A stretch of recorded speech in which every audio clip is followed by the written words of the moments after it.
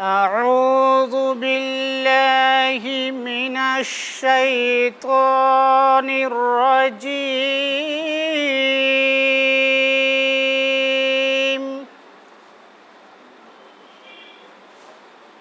بسم الله الرحمن الرحيم.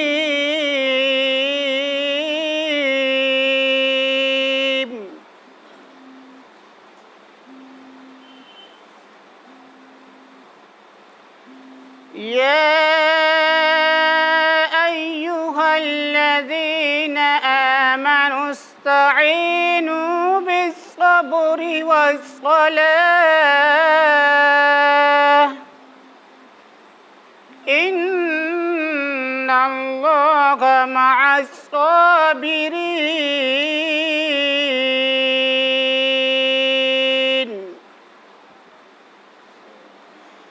ولا تقولوا لمن يقتل في سبيل الله أموات بل أحياء ولكن لا تشعرون.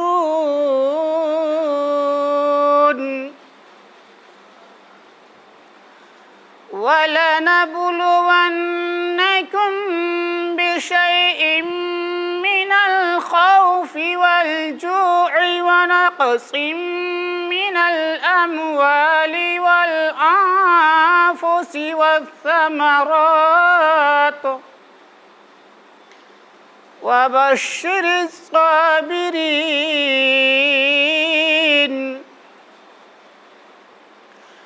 الذين إذا أصابتهم مصيبة قالوا إنا لله وإنا إليه راجعون.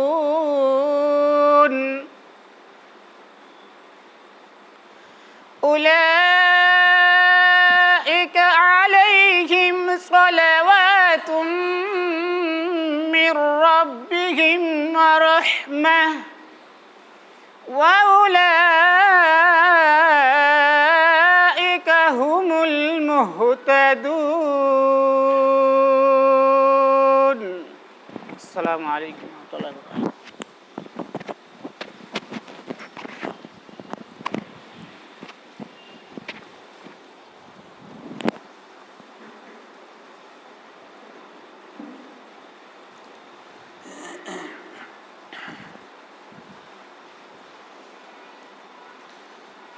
السلام علیکم ورحمۃ اللہ وبرکاتہ.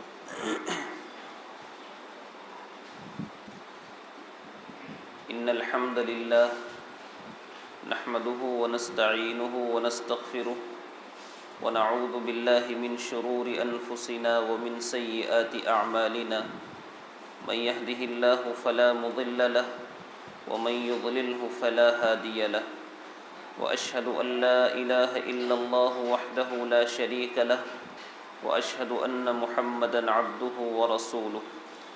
يا أيها الذين آمنوا اتقوا الله حق تقاته ولا تموتن إلا وأنتم مسلمون.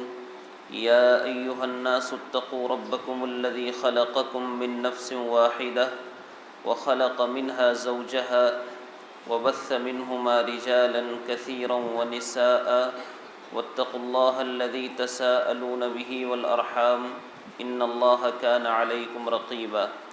يا أيها الذين آمنوا اتقوا الله وقولوا قولا سديدا يصلح لكم أعمالكم ويغفر لكم ذنوبكم ومن يطع الله ورسوله فقد فاز فوزا عظيما. أما بعد فإن خير الحديث كتاب الله وخير الهدي هدي محمد صلى الله عليه وسلم وشر الأمور محدثاتها وكل محدثة بدعة وكل بدعة ضلالة وكل ضلالة في النار.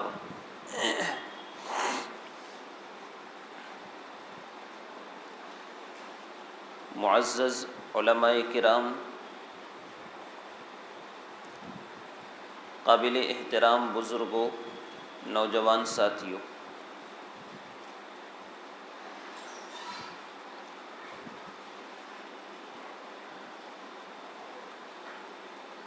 آج کی اس مجلس میں گفتگو کے لیے جس حدیث کا انتخاب کیا ہے، صحیح مسلم کی یہ روایت جس کے راوی حضرت عبداللہ ابن عمرو ابن عاص رضی اللہ تعالی عنہ ہیں۔ بھائیو، ہم اور آپ جس دور میں جی رہے ہیں، اس دور میں فتنوں نے، آزمائشوں نے ہمیں اور آپ کو چاروں طرف سے گھیرا ہوا ہے۔ ان آزمائشوں اور پریشانیوں سے نکلنے کے لیے انسان اپنی فہم، اپنی سمجھ اور اپنی سوجھ بوجھ کے اعتبار سے نکلنے کی تدبیریں اور کوششیں کرتا ہے، لیکن کامیاب کوشش وہی ہے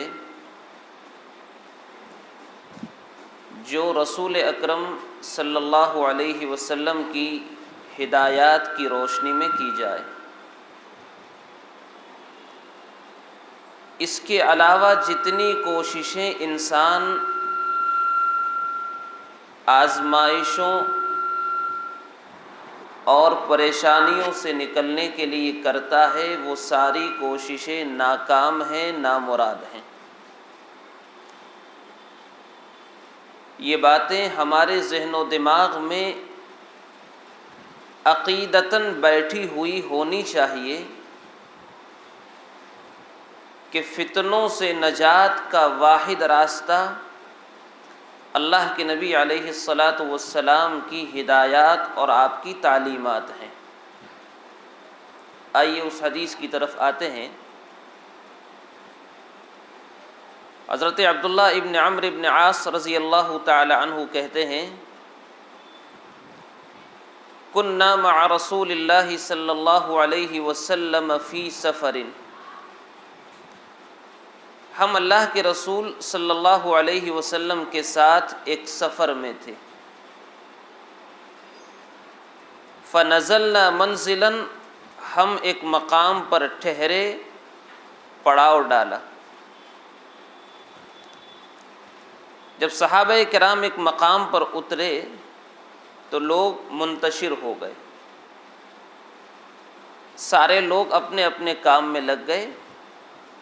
کوئی اپنے جانور چرا رہا ہے، کوئی اپنے خیمے ٹھیک کر رہا ہے، کوئی تیر اندازی کر رہا ہے۔ اتنے میں اللہ کے نبی علیہ الصلاۃ کے ایک صحابی نے ندا دی، آواز دی، الصلاۃ جامعۃ۔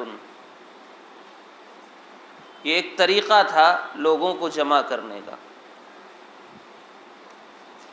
جب سارے لوگ جمع ہو گئے تو آپ نے کچھ ہدایتیں دی، آنے والے فتنوں کے بارے میں صحابہ کرام کو خبر دی۔ آپ نے فرمایا، انہ لم یکن نبی قبلی الا کان حقا علیہ ان یدل امتہ علی خیر ما یعلمہ لہم وینذرہم شر ما یعلمہ لہم۔ پہلی بات آپ نے بیان فرمائی کہ دیکھو، مجھ سے پہلے جتنے انبیاء آئے ان سب کی یہ ذمہ داری تھی کہ وہ اپنی امت کو ان سارے راستوں سے آگاہ کر دیں جو ان کے حق میں بہتر ہے، اور ان ساری چیزوں سے ڈرا دیں جو ان کے حق میں شر ہے۔ یعنی نبی اپنی امت کو محتاج نہیں چھوڑتا، رسول اپنی امت کو زندگی گزارنے کی ساری تعلیمات پیش کر دیتا ہے۔ عقیدہ اگر ہمیں جاننا ہے ہم رسول سے جان لیں،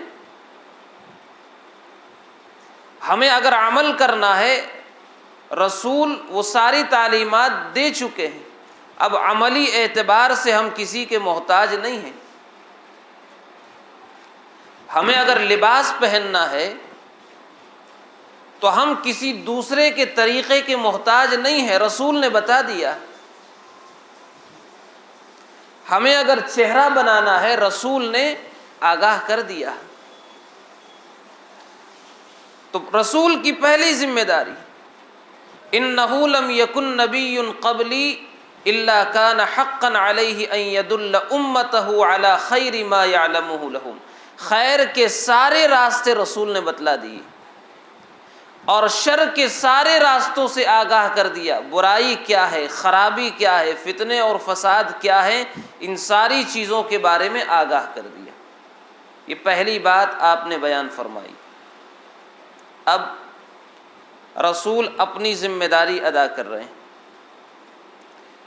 اللہ کے نبی صلی اللہ علیہ وسلم اپنی امت کو خیر اور شر کے بارے میں آگاہ کر رہے ہیں۔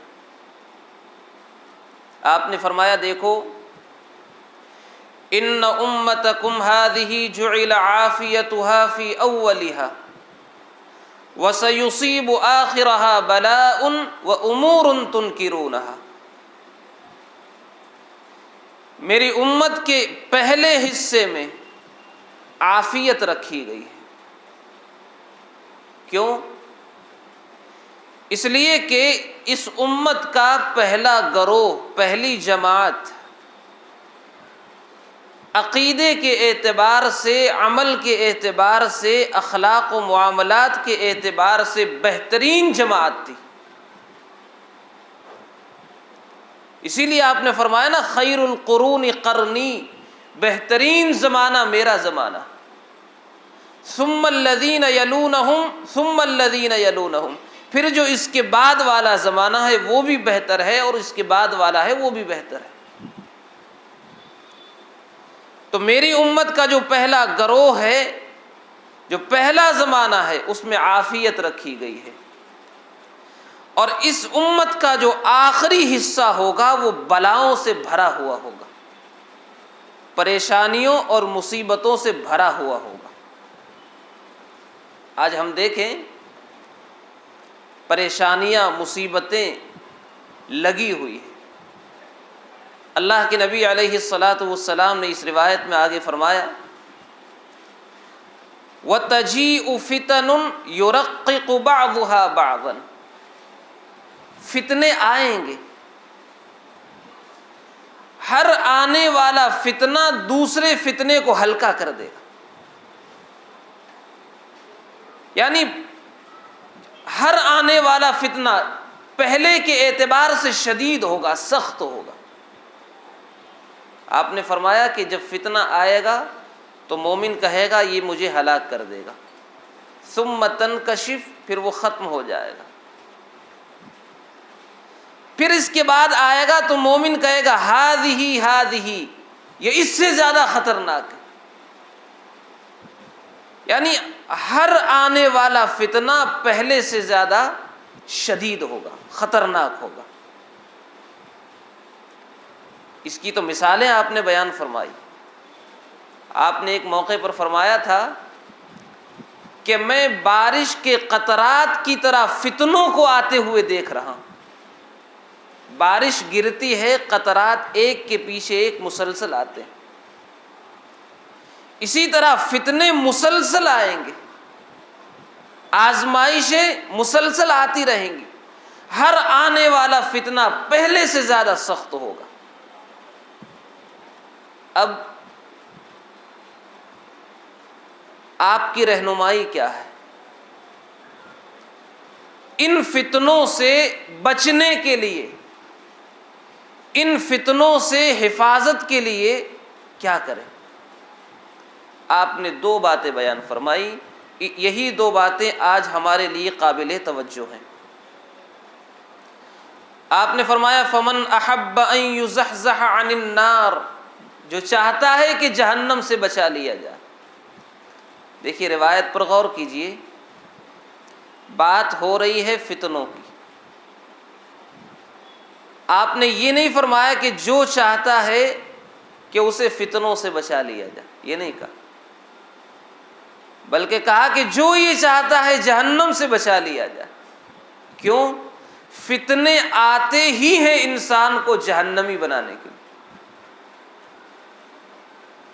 آپ غور کیجئے، ایک آدمی مال کے فتنے میں پڑ گیا، اب جب مال کے فتنے میں پڑے گا تو حلال و حرام کی تمیز نہیں کرے گا، سود کے چکروں میں پڑے گا، رشوت لینے اور دینے والا بھی بنے گا، ہو سکتا ہے کہ وہ چوری کی واردات میں بھی آگے بڑھ جائے، عورت کے چکر میں انسان پڑ گیا، انسان عقیدے کے معاملے میں فتنے میں مبتلا ہو گیا۔ تو یہ جو سارے فتنے ہیں، یہ اگر انسان ان فتنوں میں مبتلا ہو گیا تو یہ فتنے انسان کو جہنمی بناتے ہیں۔ تو یہ نہیں کہا کہ جو آدمی یہ چاہتا ہے کہ فتنوں سے بچا لیا جائے، بلکہ فرمایا فمن احب ان یزحزح عن النار، جو آدمی یہ چاہتا ہے کہ جہنم سے بچا لیا جائے تو اسے دو کام کرنے، فَلْتَأْتِهِ مَنِيَّتُهُ وَهُوَ يُؤْمِنُ بِاللَّهِ وَالْيَوْمِ الْآخِرِ۔ ہر انسان کی فتنوں کے دور میں کوشش یہ ہونی چاہیے کہ موت اس حالت میں آئے کہ اس کا ایمان اللہ پر اور آخرت پر مضبوط ہو۔ جتنے فتنے ہیں، ان سارے فتنوں کا اصل مقصود یہی ہے کہ انسان کے ایمان کو ڈگمگا دیا جائے، ایمان کو خراب کر دیا جائے۔ اور فتنوں کے دور میں ایمان کی حفاظت، ایمان کی سلامتی، یہ ہماری سب سے بڑی ذمہ داری ہے۔ دو چیزیں آپ نے بیان فرمائی، اللہ پر ایمان اور آخرت پر ایمان۔ اب یہاں پر رک کر کے ایک بات میں آپ کو بتاؤں، آج ہم برائیوں سے بچنے کے لیے بہت ساری کوششیں کرتے ہیں، تنظیمیں وجود میں آتی ہیں، جماعتیں بنتی ہیں، ہم کسی تنظیم کسی جماعت کی نیت پر شک نہیں کرتے، لیکن طریقہ کار پر اختلاف ہو سکتا ہے۔ اس حدیث کا پہلا ٹکڑا جس میں آپ نے فرمایا کہ ہر نبی نے خیر کے راستے بتا دیے اور شر سے آگاہ کر دیا۔ اب آپ دیکھیں کہ اللہ کے نبی علیہ الصلاۃ والسلام نے لوگوں کو برائیوں سے بچانے کے لیے، راہ راست پر لانے کے لیے جس چیز کا سہارا لیا وہ چیز کیا تھی؟ غور کیجیے، اللہ کے نبی علیہ الصلاۃ والسلام نے جس چیز کا سہارا لیا لوگوں کو بھلائی کی طرف، خیر کی طرف بلانے کے لیے، وہ ایک ہی چیز تھی، اللہ پر ایمان، آخرت پر ایمان۔ اب احادیث پر غور کیجئے، بڑے بڑے فتنے، بڑی بڑی برائیوں کے ازالے اور تدارک کے لیے جس چیز کا سہارا لیا وہ ایک ہی چیز، اللہ پر ایمان اور آخرت پر ایمان۔ اس لیے کہ انسان کا ایمان اللہ اور آخرت پر جتنا مضبوط ہوگا، انسان برائیوں اور فتنوں سے اتنا ہی زیادہ بچے گا۔ آپ روایت کو پڑھیں، آپ نے فرمایا من کان یؤمن باللہ والیوم الآخر فلیقل خیرا او لیصمت۔ آج یہ زبان کی خرابی، زبان کا فتنہ یہ بڑھتا جا رہا ہے۔ اس برائی کے ازالے اور تدارک کے لیے جس چیز کا سہارا اللہ کے رسول نے لیا وہ کیا ہے؟ اللہ پر ایمان، آخرت پر ایمان۔ فرمایا جس کا ایمان اللہ اور آخرت پر ہے اسے چاہیے یا تو اچھی بات کہے یا خاموش رہے۔ اب جس کی زبان صحیح نہیں ہوگی اس کے ایمان پر سوالیہ نشان لگ سکتا، معمولی سی چیز نہیں ہے۔ ہم جسے چاہے گالیاں دے دیں، جس کے خلاف زبان درازیاں کرے، غیبتیں اور چغلیاں کھائے، ہم بہت آسان سمجھتے ہیں، آسان نہیں ہے۔ یہ برائی ہمارے ایمان پر سوالیہ نشان کھڑا کر رہی ہے۔ ایک بات اور بتاؤں، ہمارے سماج میں شراب پینے والے، زنا میں مبتلا انسان، حرام میں مبتلا انسان بہت سارے لوگ ملیں گے۔ ہم چاہے جتنی کوششیں کریں، تقریریں کر لیں، پروگرام کر لیں، لیکن وہ اثرات ہمیں نظر نہیں آ رہے ہیں جس کی ہمیں امید ہے۔ کیوں؟ بظاہر ہے مسلمان، لیکن اللہ اور آخرت پر ایمان اس کا مضبوط اور پختہ نہیں ہے۔ آپ صحیح بخاری کتاب فضائل القرآن کے حوالے سے ایک روایت کو ہمیشہ ذہن میں رکھیں۔ حضرت عائشہ رضی اللہ تعالی عنہا فرماتی ہیں کہ اللہ کے نبی صلی اللہ علیہ وسلم پر سب سے پہلی جو صورتیں جو نازل ہوئیں، اس میں جنت اور جہنم کا تذکرہ کثرت سے کیا گیا، اور جنت اور جہنم ہمارے عقیدے کا اہم ترین حصہ ہے۔ حضرت عائشہ رضی اللہ تعالی عنہا کہتی ہیں کہ جب صحابہ کرام کا عمل، عقیدہ جنت اور جہنم کے حوالے سے مضبوط ہو گیا، اس کے بعد صحابہ کرام سے جو کچھ کروایا گیا، صحابہ کرام نے سب کچھ کیا۔ سے ایک حکم پر صحابہ کرام نے شراب کی بوتلیں اور شراب کے بڑے بڑے مٹکے بہا دی۔ آج آپ کسی شرابی سے کہیں شراب چھوڑ دے، نہیں چھوڑے گا وہ۔ آپ اس سے کہیں کہ آپ جو حرام کا کاروبار کر رہے ہیں اسے چھوڑ دیجیے، نہیں چھوڑے گا وہ۔ کیوں؟ عقیدہ آخرت مضبوط نہیں ہے۔ حضرت عائشہ رضی اللہ تعالی عنہا خود اس روایت میں کہتی ہیں کہ اگر سب سے پہلے یہ حکم نازل ہوتا کہ لوگوں شراب چھوڑ دو، لوگ کہتے ہم نہیں چھوڑ پائیں گے۔ اگر یہ کہا جاتا کہ زنا چھوڑ دو، صحابہ کرام کہتے ہم نہیں چھوڑ سکتے۔ لیکن جب عقیدہ مضبوط ہو گیا تو صحابہ کرام سے جو کچھ کروایا گیا، صحابہ کرام نے سب کچھ کیا۔ ایک آواز پر صحابہ کرام برائیاں چھوڑتے تھے، ایک حکم پر صحابہ کرام نیکیوں کی طرف آتے تھے۔ وجہ کیا تھی؟ اللہ پر ایمان، آخرت پر ایمان۔ آپ دیکھیے، ہم پڑوس میں رہتے ہیں، پڑوسیوں سے ہمیں تکلیفیں بھی پہنچتی ہیں، کبھی کبھی پریشانیاں بھی آتی ہیں۔ وجہ کیا ہے؟ یہ چھوٹی موٹی تکلیف نہیں ہے، اس کے پیچھے ایک بہت بڑی وجہ ہے، اور وہ وجہ اللہ اور آخرت پر ایمان کی کمزوری ہے۔ اگر اللہ پر اور آخرت پر ایمان پختہ اور مضبوط ہوتا تو یہ برائیاں اس وقت ہمارے سامنے نہیں ہوتی۔ پڑھی احادیث کو، آپ نے فرمایا من کان یؤمن باللہ والیوم الآخر فلا یؤذی جارہ، جس کا ایمان اللہ اور آخرت پر ہے وہ اپنے پڑوسی کو تکلیف نہ دے۔ کیوں آخر ایک پڑوسی اپنے پڑوسیوں کو تکلیف دے رہا؟ وجہ اللہ پر اور آخرت پر ایمان کی کمی ہے۔ اور آگے بڑھیے، آج مساجد تو بن جاتی ہیں، عالی شان مسجدیں بن جاتی ہیں، اخراجات بھی ہو جاتے ہیں،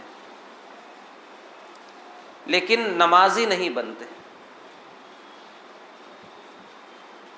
اگر مساجد میں نظر آتے بھی ہیں تو وہی چند بزرگ حضرات۔ وجہ کیا ہے؟ مسجدیں مضبوط بنا دی، ایمان مضبوط نہیں بنا۔ اگر اللہ پر اور آخرت پر ایمان مضبوط ہوتا تو مسجدیں خود بخود آباد ہو جاتی۔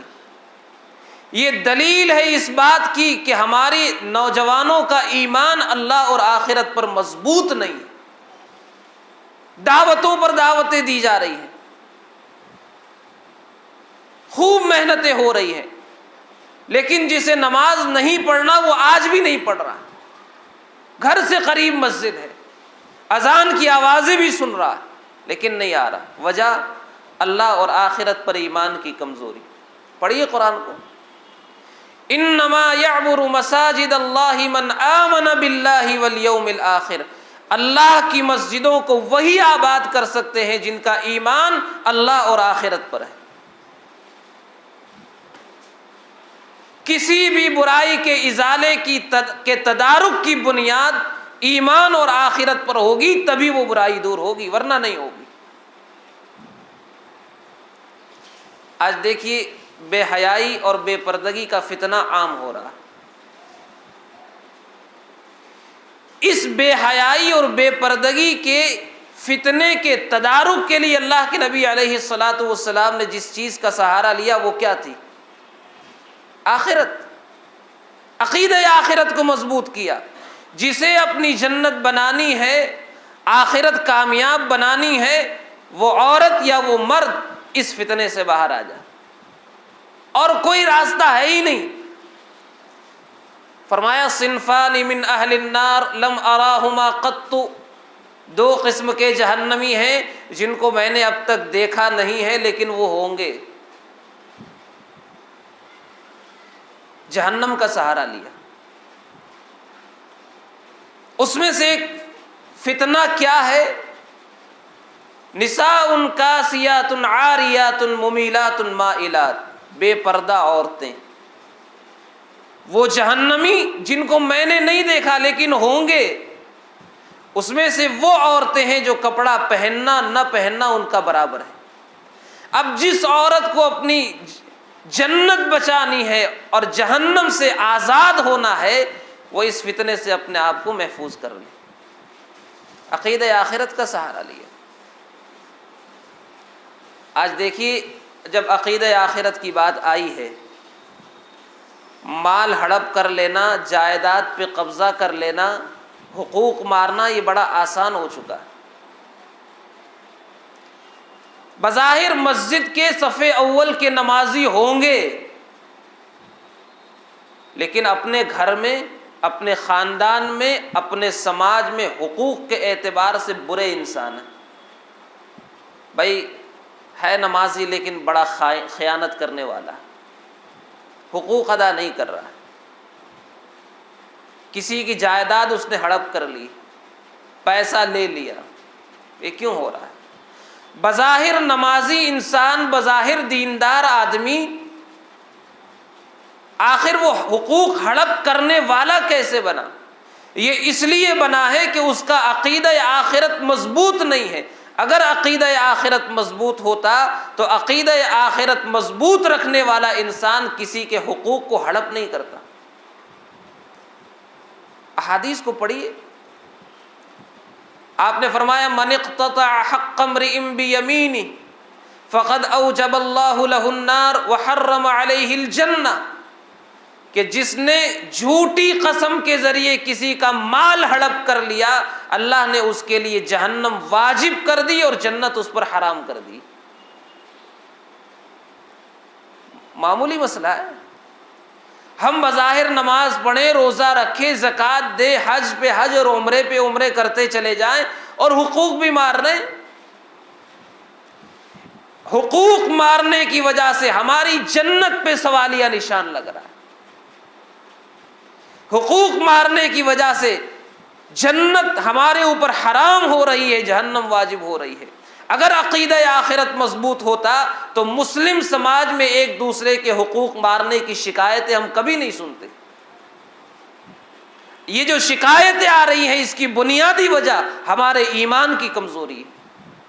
فتنوں سے بچاؤ کے لیے اللہ کے نبی علیہ الصلاۃ والسلام نے جہاں اللہ پر اور آخرت پر ایمان کو بنیاد قرار دیا، وہیں برائیوں سے ازالے کے لیے بھی اللہ کے نبی علیہ الصلاۃ والسلام نے انہی چیزوں کو بنیاد قرار دیا۔ بھائیو، اگر اس حوالے سے گفتگو کی جائے تو گفتگو بڑھتی ہی جائے گی کہ جہاں انسان کا ایمان اللہ اور آخرت پر کمزور ہوگا۔ آج دیکھیے، اولاد اپنے والدین کی نافرمان کیوں ہو گئی؟ اولاد سے والدین کو شکایتیں کیوں ہیں؟ اس لیے شکایتیں ہیں کہ ہم نے اپنی اولاد کا عقیدہ آخرت مضبوط نہیں کیا۔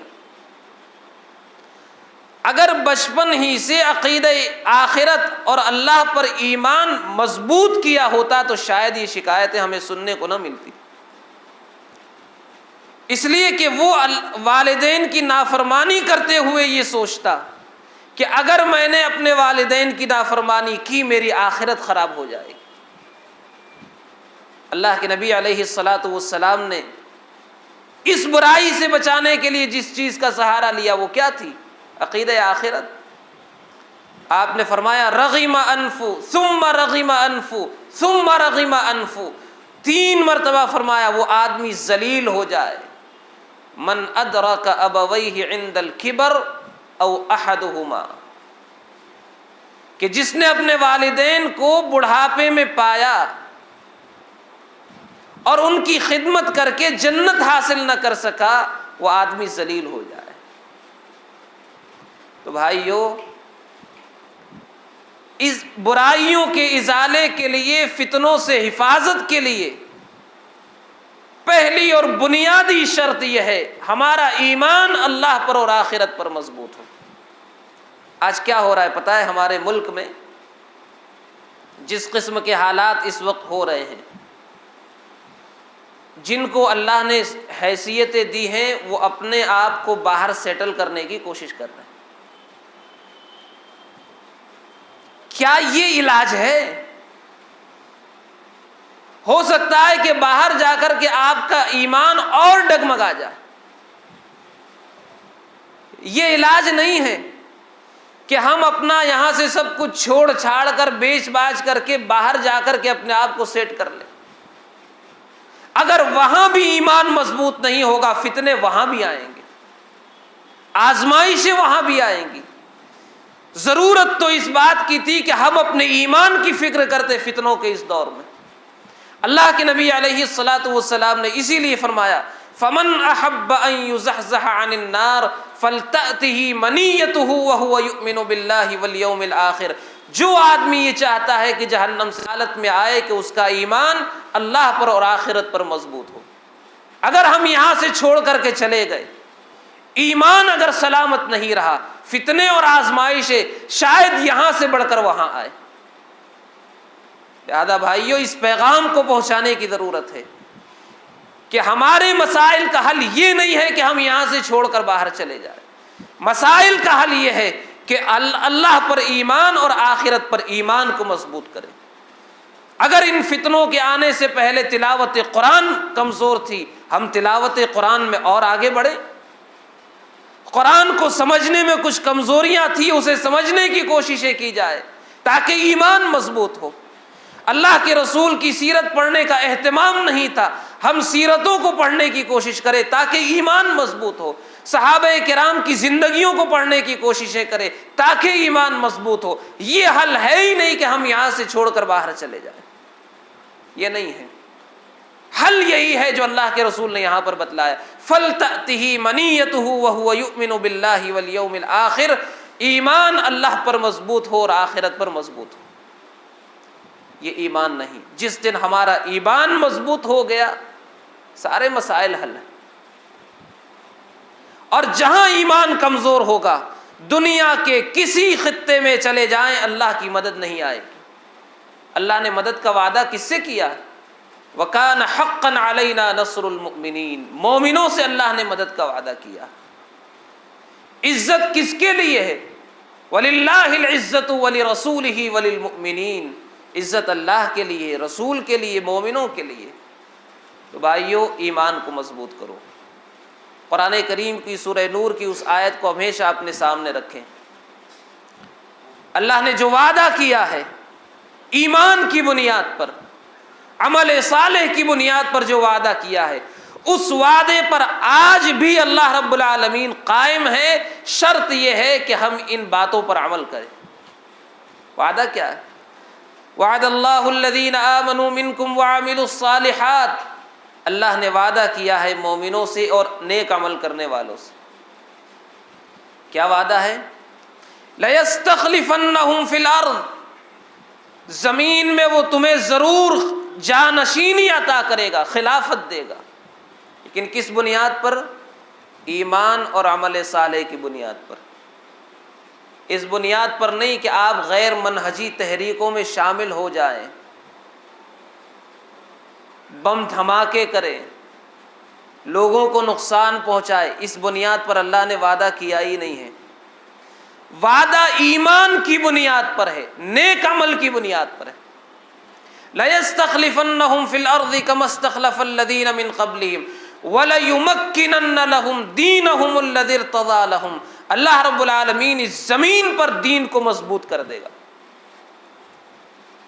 آج ہماری مسجدیں اگر غیر محفوظ ہیں، ہمارے مدارس اگر غیر محفوظ ہیں، مسلمان اگر غیر محفوظ ہیں، تو بنیادی سبب کیا ہے؟ ہمارا ایمان مضبوط نہیں ہے۔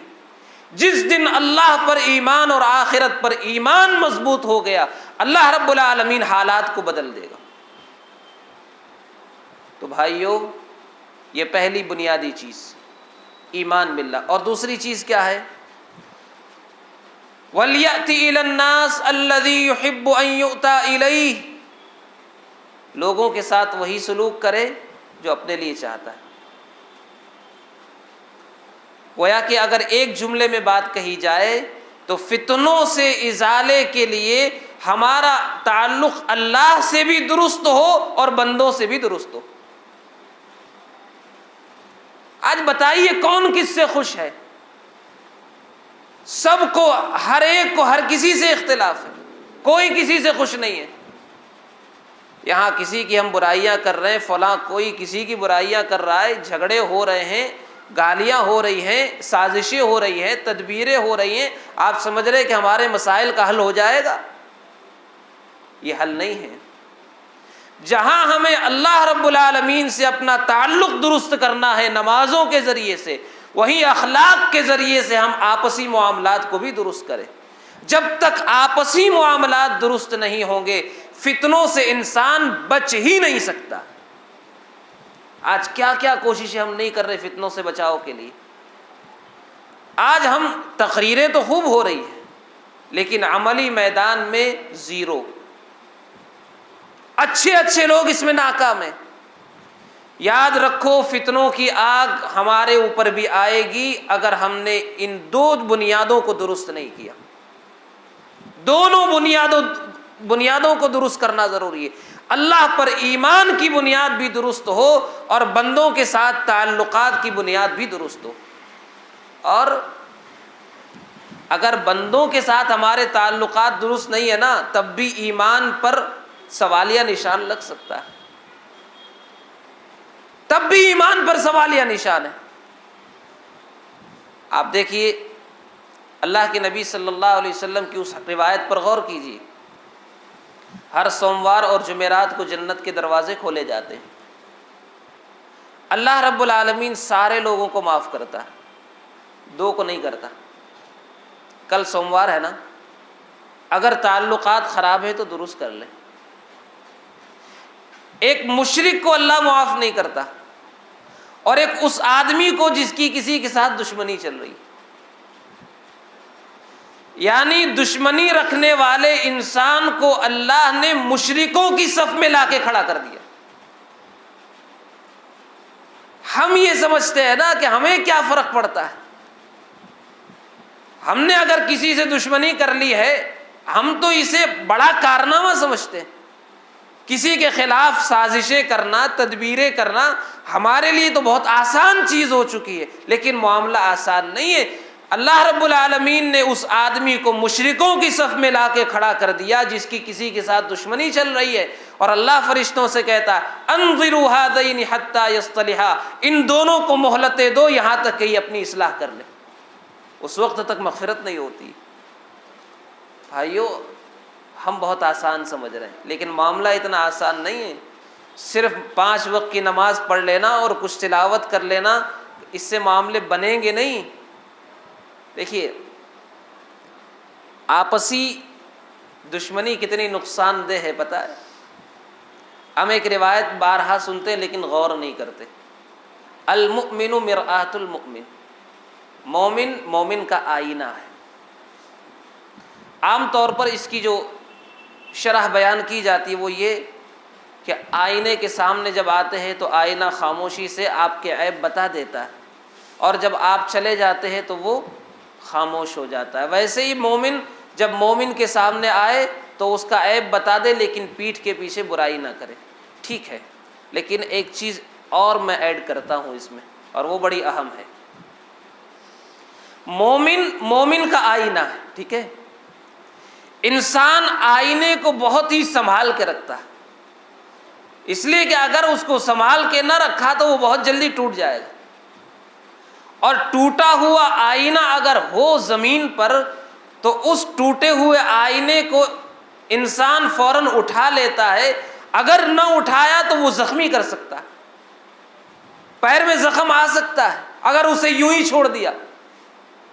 اسی طرح سے اگر ہمارا کسی مومن سے معاملہ خراب ہے، اسے یوں ہی نہ چھوڑ دے بلکہ اس کی اصلاح کر لے، ورنہ یہ مومن آپ کو نقصان پہنچا سکتا ہے، اور سب سے بڑا نقصان جنت کی شکل میں ہو سکتا ہے۔ کہیں ہماری جنت پر سوالیہ نشان نہ لگ جائے۔